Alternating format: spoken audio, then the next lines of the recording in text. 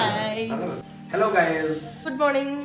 আমরা রেডি হয়ে গেছি নাথুলা যাওয়ার জন্য এন্ড আওয়ার ভিউ। হ্যালো সবাইকে, ওয়েলকাম টু মাই চ্যানেল। আজকে আমি নিয়ে এসেছি আমাদের গ্যাংটক ট্যুরের ডে 2। আমরা বেরোচ্ছি নাথুলা। ইয়ো, গ্যাংটকে পৌঁছাবার পরের দিনই আমরা গেছিলাম নাতুলা, ছাঙ্গু লেক এবং বাবা মন্দির। গ্যাংটক থেকে ছাঙ্গু লেক এবং নাতুলা যাওয়ার যে ট্যাক্সি স্ট্যান্ড রয়েছে সেখান থেকে আমরা শেয়ারে গাড়ি ভাড়া করেছিলাম। আর গাড়িতে চেপে নেল পালিশ লাগানো, এটা তো মেয়েদের ধর্ম, তাই না? আরে অনেক সকাল বেরোতে হয়েছিল, তাই তো সময় পাইনি। যাকে আমরা বেরিয়ে পড়েছি। দেখুন চারিদিকের রাস্তাটা কি অপূর্ব সুন্দর, মনে হচ্ছে যেন মেঘের মধ্যে দিয়ে যাচ্ছি। আর ওই যে মেঘের মাঝে যে বাড়িগুলো রয়েছে না, ওগুলো দেখে খুব মনে হচ্ছিল জানেন, ইস যদি আমার এখানে একটা বাড়ি থাকতো। ছাঙ্গু লেক যাওয়ার আগে আমরা দাঁড়িয়েছিলাম একটা খুব সুন্দর ঝর্ণার কাছে।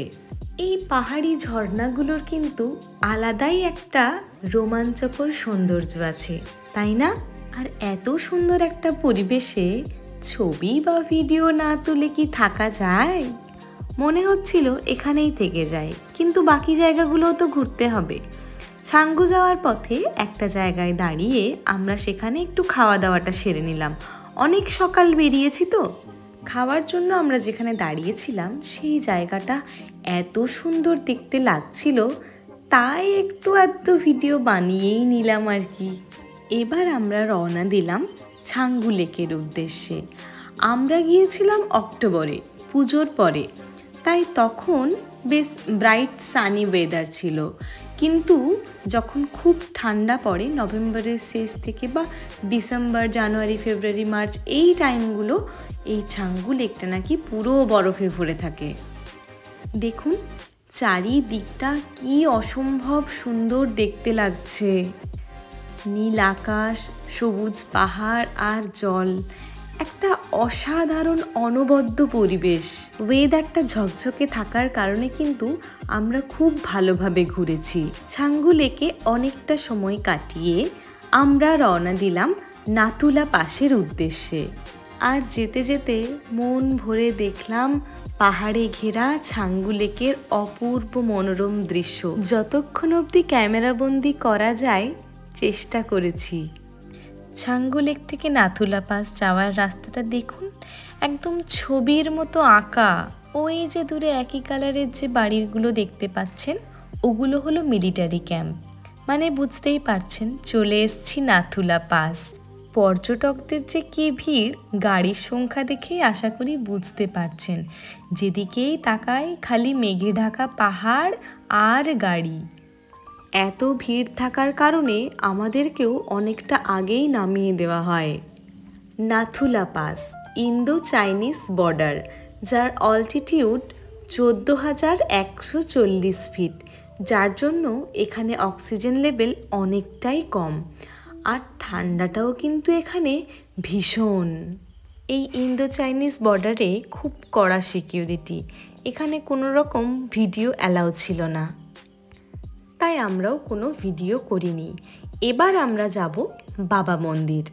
এখানে একটা কথা বলে রাখি, যাদের অ্যাজমা বা এই ধরনের কোনো সমস্যা আছে তারা যেন এখানে যাওয়ার আগে অবশ্যই প্রিকশন নিয়ে যান। এবার আমরা যে জায়গাটাতে যেতে চলেছি আপনাদেরকে সেই জায়গাটা সম্পর্কে কিছু কথা বলি।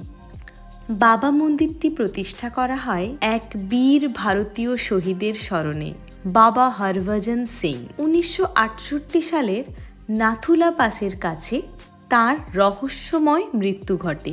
তার শবদেহটি অনেক দিনই খুঁজে পাওয়া যায়নি। তারপর তিনি তার এক সহকর্মীকে স্বপ্নে বলেন তার কিভাবে মৃত্যু হয়েছে এবং তার শবদেহ কোথায় আছে। সেই স্বপ্নাদেশ অনুযায়ী কিন্তু তার শবদেহটি খুঁজেও পাওয়া গেছিল এবং কথিত আছে যে বাবা হরভজন সিংয়ের এই পবিত্র আত্মা এখনও ওই বর্ডারে ডিউটি করে চলেছেন। এমনও কথিত আছে যে কোনো সৈনিক যদি সঠিকভাবে তার দায়িত্ব পালন না করেন তখন নাকি বাবা হরভজন সিংয়ের পবিত্র আত্মা তাকে চড় মেরে যান। এও কথিত আছে যে চীন সেনাদের থেকে যদি কোনো যুদ্ধের সংকেত আসে সেটা কিন্তু তিনি 3 দিন আগে স্বপ্নে জানিয়ে দেন। এজন্য এখনও ইন্দো চাইনিজ বর্ডারের মিটিংয়ে তার জন্য কিন্তু চেয়ার রাখা হয়। তাই গ্যাংটক ঘুরতে এলে বাবা হরভজনের মন্দির কিন্তু মাস্ট। এবার আমরা চলে আসি আবার একটু পেট পুজো করতে, কারণ আমাদের অনেকটাই খিদে পেয়ে গেছিল।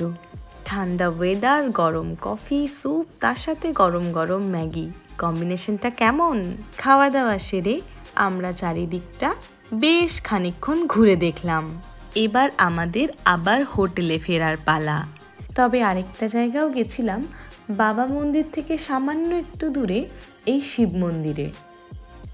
এই পাহাড়ি আঁকাবাঁকা রাস্তা, ঝর্ণা, নীল আকাশ, একটা আলাদাই অনুভূতির মধ্যে দিয়ে আজকে সারাটা দিন কাটলো। ফেরার সময় আমরা আরও একবার এক জায়গায় দাঁড়িয়ে ডিম টোস্ট, ম্যাগি আর চা খেলাম। তারপর হোটেলে ফিরে ফ্রেশ হয়ে আমরা ডিসাইড করলাম একটু এমজি মার্গে ঘুরে আসি। একটু আগেই বৃষ্টি হয়েছে, তাই বৃষ্টি ভেজা স্ট্রিটটা কিন্তু দারুণ লাগছিল। আর একটু রাতও হয়েছে, তাই বেশিরভাগ দোকানই আজ বন্ধ, আর রাস্তায় লোকজনও একটু কম। আমরা ডিসাইড করেছিলাম এখান থেকেই হালকা কিছু ডিনার করে চলে যাব। তাই ঘুরে ঘুরে একটু ভালো লোকাল দোকানের খোঁজ করছিলাম, যেখানে আমরা এখানকার অথেন্টিক খাবারটা পেতে পারি। অনেক খুঁজে আমরা একটা দোকান পেয়েছিলাম, যেখানের মোমোটা কিন্তু খুব সুন্দর খেতে ছিল। তারপর আমাদের সবারই একটু বার্গার খেতে মন গেছিল, তাই আমরা গেছিলাম ম্যাকডি। আর আমার তো এখানে ভীষণ ঘুম আসছিল। তো আজকের মতো টাটা, দেখা হচ্ছে নেক্সট ভিডিও নিয়ে খুব তাড়াতাড়ি। Thank you.